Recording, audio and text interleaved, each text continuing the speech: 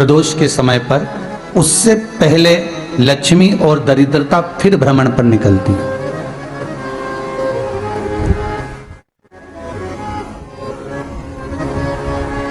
शिव भ्रमण कर कर जब वापिस आ जाते हैं, हिंदू धर्म में पीपल के वृक्ष की जो गणना वराह पुराण में करी गई है, 4 बजे से 7 बजे तक शिव के भ्रमण का समय बताया है शाम को। तो 7 बजे से लेकर फिर रात्रि 9 बजे तक लक्ष्मी और दरिद्रता फिर भ्रमण पर जाती। इनका एक समय निश्चित है महाराज, भ्रमण कर कर आ जाना। अब इस बीच में जब लक्ष्मी और दरिद्रता दोनों निकल कर जा रही हैं, तो दोनों एक भाव रख कर जाती हैं कि आज हमको कहां प्रवेश करना है।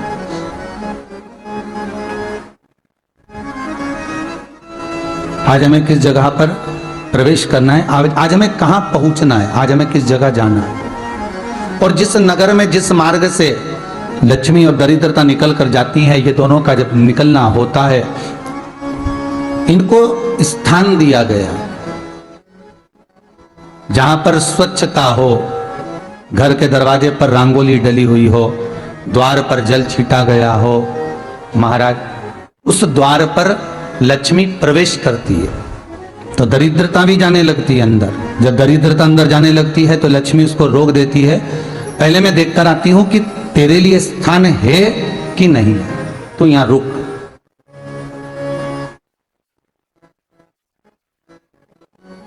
कुछ देर तक दरिद्रता बाहर खड़ी रहती है और लक्ष्मी जी की बड़ी बहन जब दरिद्रता बार बार अंदर जाने का प्रयास करती है तो लक्ष्मी जी कहती हैं, जी तू इतनी बड़ी होकर तुझे मालूम है, तू तेरा सम्मान होना चाहिए, आदर होना चाहिए, और तू अंदर चली जा और कोई तेरा सम्मान ना करे तो कितना बुरा लगेगा, इसलिए तू बाहर खड़ी रहे, मैं अभी आई।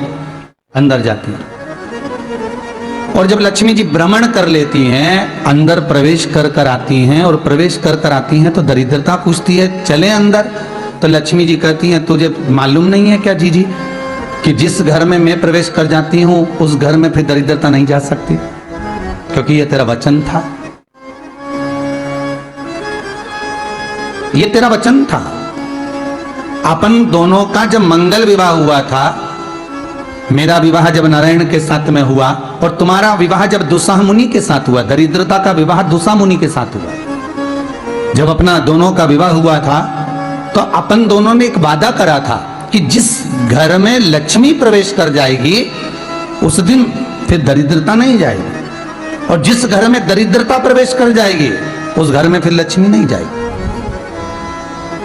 और जब मैं अंदर देख कर आ गई हूं तो तू अंदर नहीं जा सकती, अर्थात लक्ष्मी के चरण जिस घर में पड़ गए उस घर में फिर दरिद्रता प्रवेश नहीं कर रही। चलते चलते फिर दरिद्रता ने देखा और लक्ष्मी जी इसको लेकर गई, और लक्ष्मी जी ने देखा कि इसके दरवाजे पर जल नहीं छीटा गया, इसके दरवाजे पर ना रंगोली डली है, इसका द्वार साफ नहीं हुआ, इसके द्वार पर दीप नहीं है, इसके द्वार पर कलश नहीं है, इसके दरवाजे पर ढेर सारा कचरा पड़ा हुआ है, कोई स्वान कोई कुत्ता गंदगी भी कर कर चला गया है, कहीं बिल्ली ने गंदगी कर रखी है, कहीं जीवों ने कुछ गंदा गिरा रखा है। तो फिर लक्ष्मी जी कहती है, जी अब मैं होकर आ गई थी ना, अब तू जा, तू होकर आ। और दरिद्रता प्रवेश करती है तो अंदर जाकर क्या देखती है दरिद्रता कि इतनी सवेरे से मैं घूमने इनके दरवाजे पर आई और ये तो सब चादर तान के चकाचक गुर्राटा भर भर कर सो रहे हैं। तो दरिद्रता कह देती है, तुम्हारा भाग्य ही बेकार है, तुम्हें क्या करूं, तुम ऐसे ही सोते रहो। और दरिद्रता गुस्से में बाहर निकल कर आती है, लक्ष्मी से कहती है, लक्ष्मी तू इसके घर में जाना ही मत ही। तो दरिद्रता को कहती है, जी तेरी बात नहीं मानूंगी क्या मैं?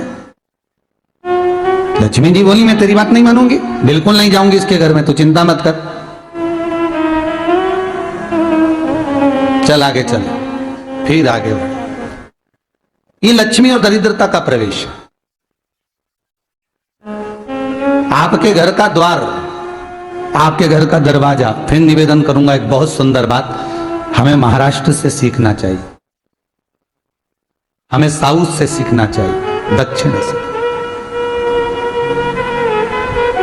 जिस समय पर भक्ति देवी यमुना जी के घाट पर रो रही थी, अपने पुत्र ज्ञान और वैराग्य को गोदी में लेकर, समय देव ऋषि नारद ने प्रश्न किया था कि तुम कहां पर पोषित हुई हो, तुम्हें ऊर्जा कहां से प्राप्त हुई?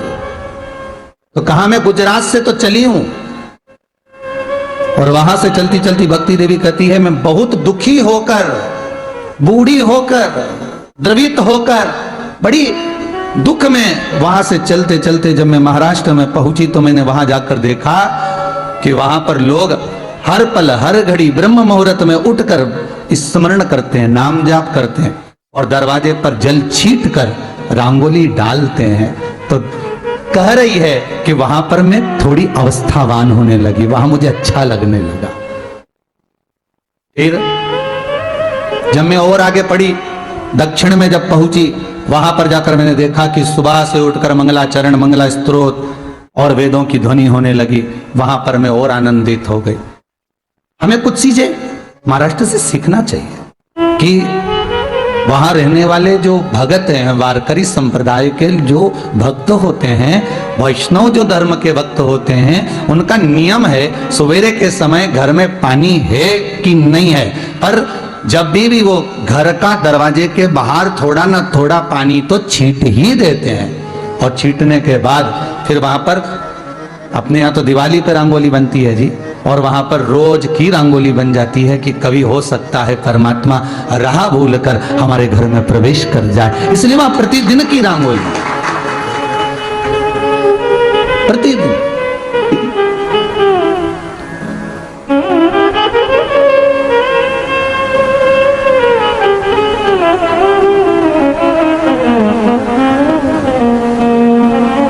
हमें सीखना चाहिए थोड़ा सा।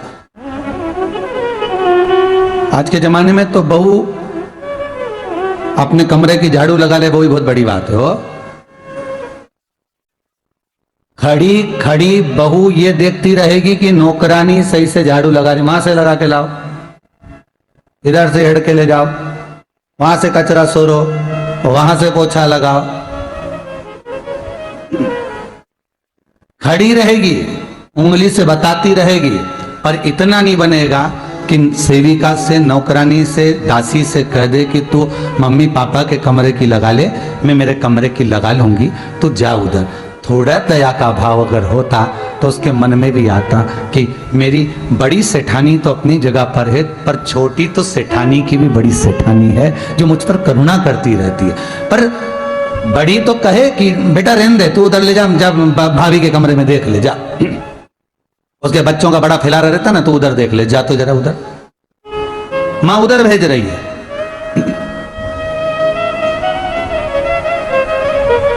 थोड़ा सेवा का भाव हमारे भीतर। और एक निवेदन तो हमेशा करा है और अब आज भी करता हूं, पूरे घर की सफाई करवाओ, पूरे घर में तुम पोछा झाड़ू जो चाहे करवाओ, मना नहीं है।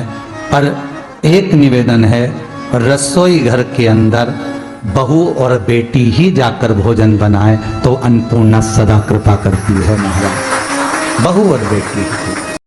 नमस्कार भक्तों, आज की वीडियो में श्री पंडित प्रदीप मिश्रा जी की वीडियो में आपका बहुत बहुत स्वागत है। आपने पूरी वीडियो को अच्छे से देखा होगा कि हमारे घर में लक्ष्मी माँ को कैसे लाना चाहिए, और अगर पूरी वीडियो देखी है तो आपको समझ में आ गया होगा। अगर आप हमारे चैनल पर नए हैं तो हमारे चैनल को सब्सक्राइब कीजिए, ज़्यादा से ज़्यादा वीडियो को शेयर कीजिए, और जय श्री राम।